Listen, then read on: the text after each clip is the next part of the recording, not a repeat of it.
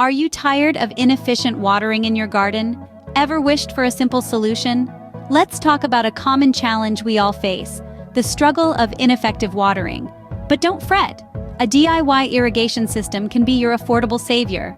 Stay tuned to learn how to set up your own DIY irrigation system. Gathering your tools is the first step in this process.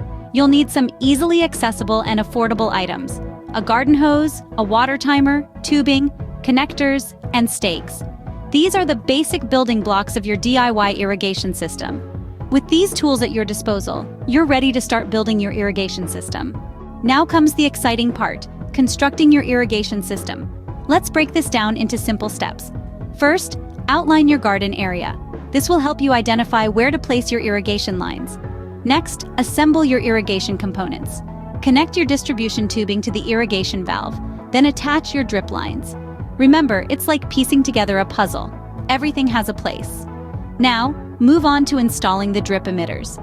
These should be placed along your drip lines at intervals that match your plant's watering needs. Then run your lines. Start from your water source and extend out to your garden beds. Finally, test your system. Turn on the water and observe. Make sure there's no leakage and that water is evenly distributed. It's that simple. A DIY project that not only saves water but also ensures your plants get the right amount of hydration. There you have it, your very own efficient watering system.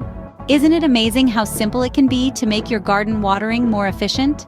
With this DIY irrigation system, you're not just giving your plants the hydration they need, you're saving precious time, water, and effort. Imagine the satisfaction of keeping your garden lush and thriving with less hassle. So, let's put our green thumbs to work and make gardening a joy, not a chore. If you found this video helpful, please give it a thumbs up and don't forget to subscribe to our channel for more gardening hacks.